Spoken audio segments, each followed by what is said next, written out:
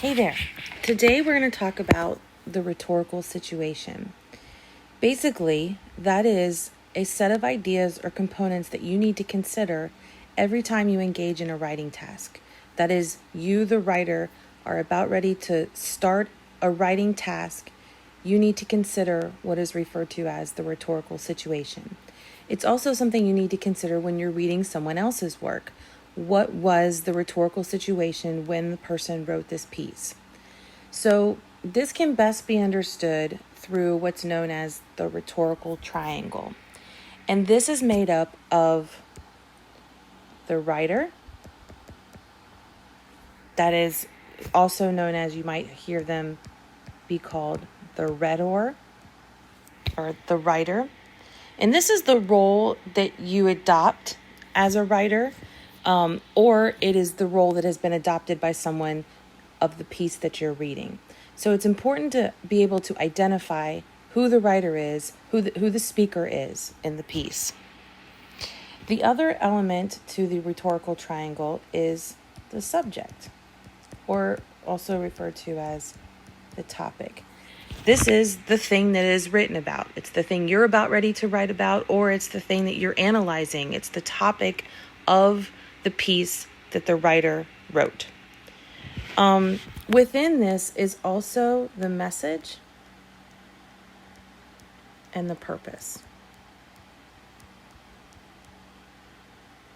Okay, so that's over here on this side. And then the trifecta of this rhetorical triangle is, of course, the audience. Now, if we get into the rhetorical triangle further, purpose can be broken down into several categories. There are lots of reasons why people write. So one of them is to inform. Another would be to entertain, sometimes referred to as to narrate. Also to persuade, or you might hear it referred to as convince. This is opinion-based. So if we look at these purposes, I'll give you some examples here below. Think about rap. So if your purpose is to persuade, then the piece that you're going to write would be, an example of that would be like, rap is harmful to society and it promotes violence, aggression to women. That would be what you're proving. So that would be a persuasive piece. If you're taking the same topic, so if we're looking at the rhetorical triangle, if you're taking the topic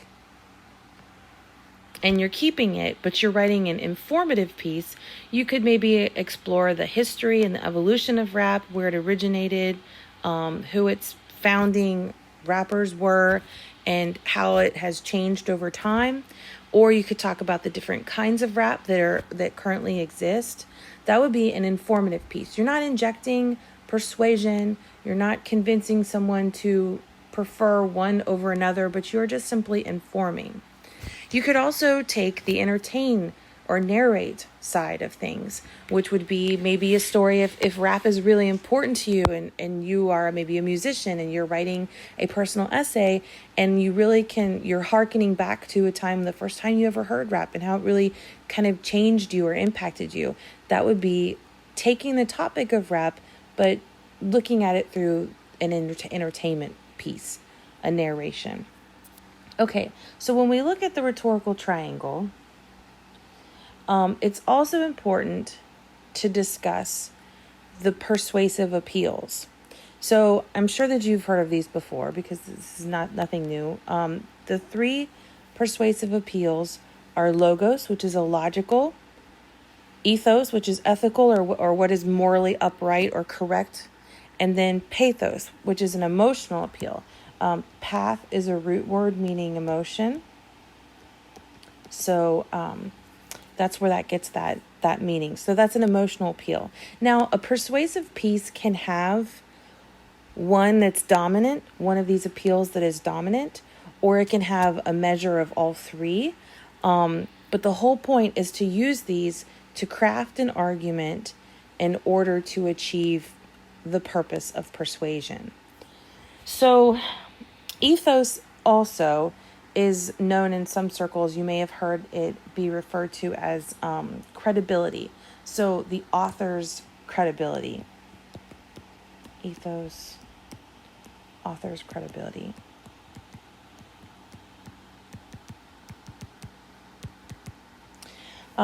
So if a person is delivering a speech or writing a piece about making money using Instagram or YouTube as a means of a job, and they themselves have had success, they have millions of subscribers and they've formed a business on this, that person has credibility, has ethos when it comes to speaking about or persuading or discussing or informing somebody about being a YouTuber or an Instagrammer or a social media influencer.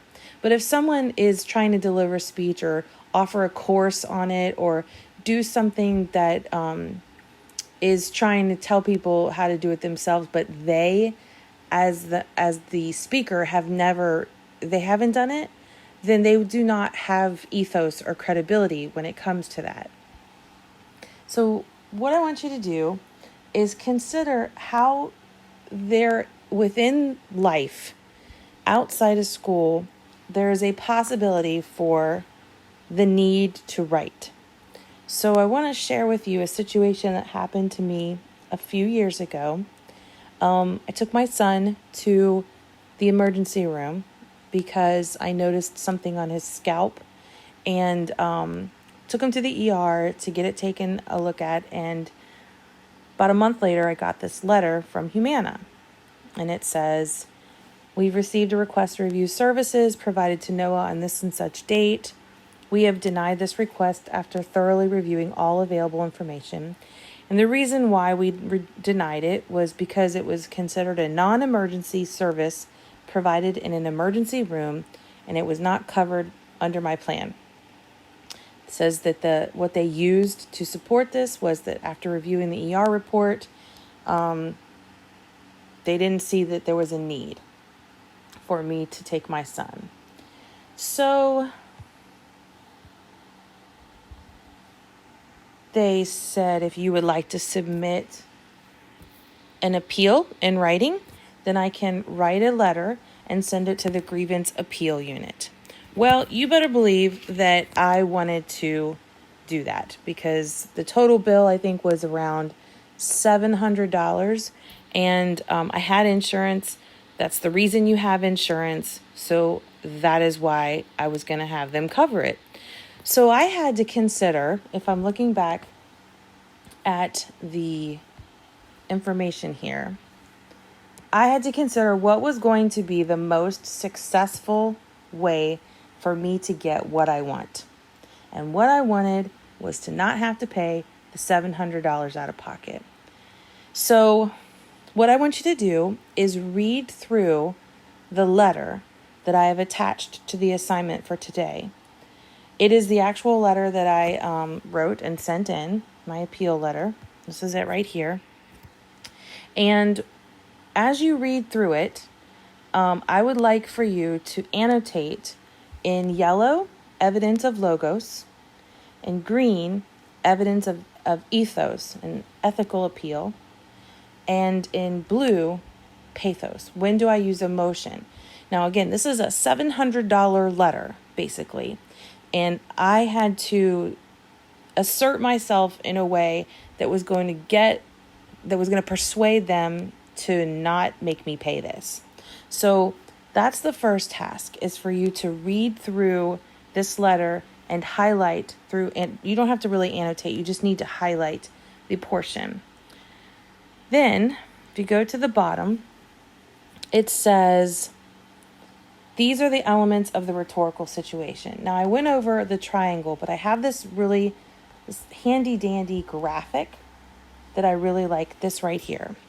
So if you take a close look at this has on here just what I showed you before. It's instead of you can kind of see how it's a triangle. You've got the writer, the audience, and then the topic or the subject. But within that, you have this overlap. The text is in the middle. The genre is how the subject is presented to the audience. The purpose is what the writer is seeking from the audience. That's the inform, narrate, persuade. The exigence. Now, this is a word you probably haven't heard before, and it's this big word that it seems confusing, but really it's not. That is the thing that gets, it's like if you know anything about science and what a catalyst is, a catalyst speeds up a chemical reaction. Well, the exigence is the thing that makes it necessary for the person to write this piece. It is the action that needs to be reacted to. So to me, well, I want you to come up with that. I want you to come up, what is the exigence that is the cause for the need for me to write this letter? And then the context is who is discussing this, where and when is this an issue, etc. So at the bottom of the letter, I would like for you to identify the elements of the rhetorical situation. And so that's what's here. Elements of the rhetorical situation are on the left. And if you need to refer back to that graphic, you can go ahead and do so, and its elements are defined. The initial, the private reason, so I've made this public now because I'm sharing it with you, but the initial rhetorical situation, that's where I want you to put in those columns. This is you can fillable text. You can type inside this text box. Now, if you look at the right-hand side, it says extended or public. Now, I have made this public to you, so my initial reason, the initial rhetorical situation is one thing. What I want you to consider is the extended rhetorical situation that exists now. So what, if anything, is different about the rhetorical situation now in 2020 as I, in my role as teacher, am sharing it with you, my students, my writing students? Okay, so feel free to reference any of these materials and let me know if you have any questions.